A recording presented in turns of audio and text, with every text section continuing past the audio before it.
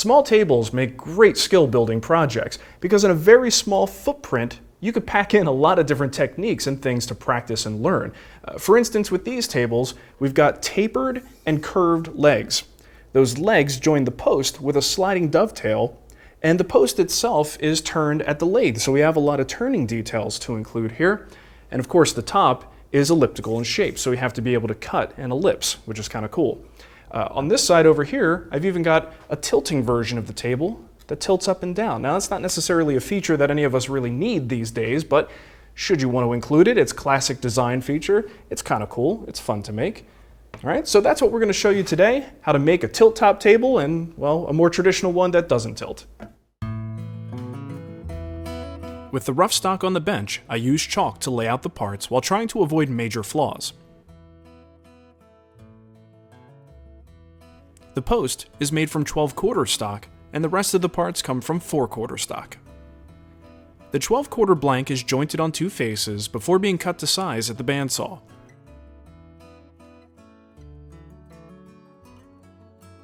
I then cut the blank to length at the miter saw. The 4-quarter stock is broken down next, leaving everything oversized for now. I use the miter saw to cut the parts to rough length and the bandsaw to cut them to rough width. And here's all of the rough stock for 2 tables ready to go.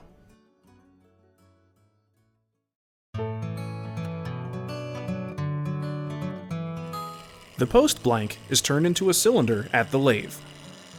I'm using easy wood tools for the first time on this project, and if you've never used them, they are incredibly user-friendly.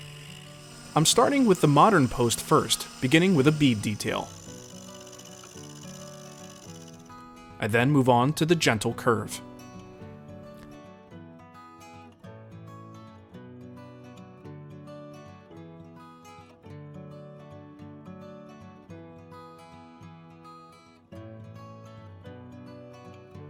The top of the post receives a nice thick tenon.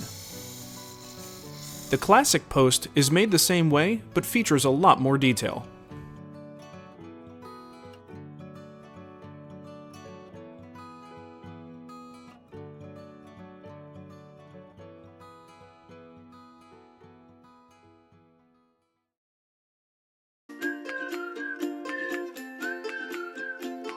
The post will receive 3 dovetail slots for the legs to lock into. The shop-made jig allows the post to rotate while locking it into 3 specific positions using this clever triangle and wedge system that we came up with. After a straight bit makes the flat shoulder for each dovetail slot, another straight bit is used to hog out the bulk of the stock.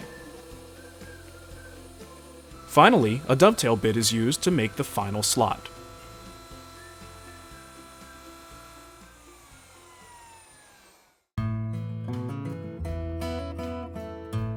Each table requires a different style leg, but their construction is very similar.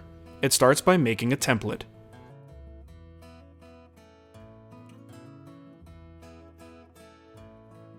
I trace the shape of the leg onto my blank and cut the sliding dovetail side to the appropriate angle.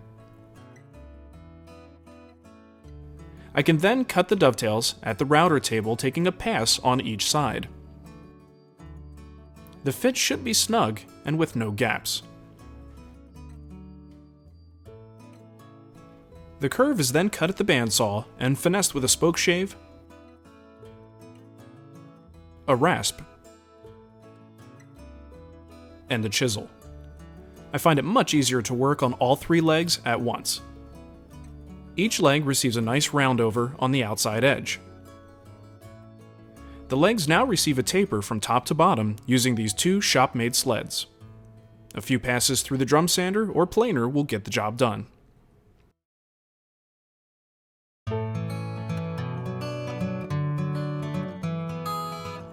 The pivot block is a simple, square block with a hole in the middle for the post tenon and 2 holes on each side for dowels.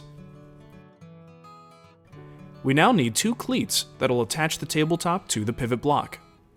The cleats also receive holes for dowels. The assembly should look something like this when it's done. The cleats receive some decorative curves to dress them up a bit. If you don't like the tilt top concept, you can always make a simple decorative support block like the one that I made for the walnut table.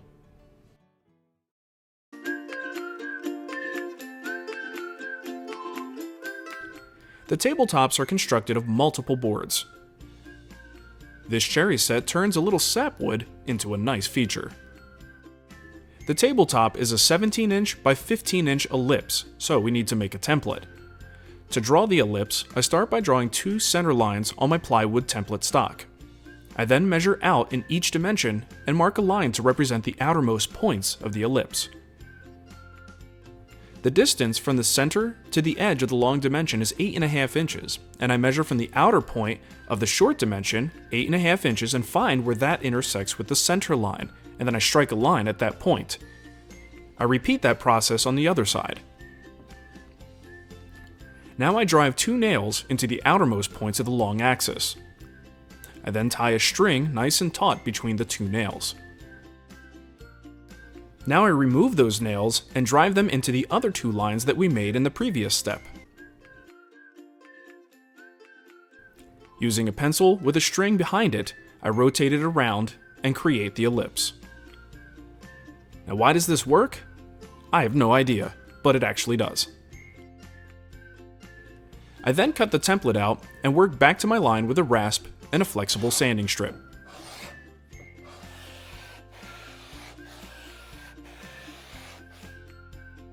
The top blank is then cut to shape, oversized and flush trimmed using the template at the router table. A roundover is added to soften the look of the table's edge. All parts are now sanded thoroughly, giving the piece its finished look.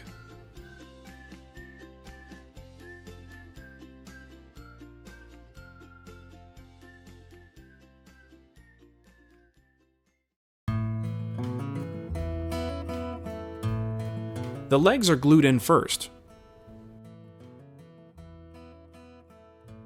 and then the dowels are glued into the pivot block. For the sake of easy finishing, we won't glue the pivot block to the post just yet. Now I'm using Danish oil for the finish. I simply brush on a liberal amount of finish and let it soak in, and then wipe off the excess with a clean rag. With the top, you can see how the wood really soaks in that first coat. The second and third coats go on exactly the same way with about 12 hours of dry time in between. For the fourth coat, I'm going to make a custom mix of Danish oil with about 50% poly added for some additional durability. The finish is applied using a 2000 grit abrasive foam sanding pad, or you could just use some automotive sanding paper. The abrasive applies the finish and smooths the surface at the same time. And just as before, the excess is removed with a clean rag. With our parts finished, we can now attach the pivot block to the post. The cleats are then screwed to the underside of the top. So far so good. Nothing fell apart. Nothing exploded. All right, let's check that tilt. Ooh. Now, if you do decide to build the tilting version, the one thing I did not show in this series is how to install a latch that's going to hold it closed, because if you put something really heavy on the edge, it could certainly fall. All right, and there is a classic piece of hardware that's perfect for this. It's very easy to install, and I just haven't had a chance to do it, but it works very well. All right, and this series is actually a Wood Whisperer Guild build. This is just the compressed version of it that I wanted to show you here today. So if you want to see the full build, get the plans for this project, and it's hours of content and a lot of detail. If you're interested in that type of thing, just go to thewoodwhispererguild.com and you can get access to this project today. All right, thanks for watching.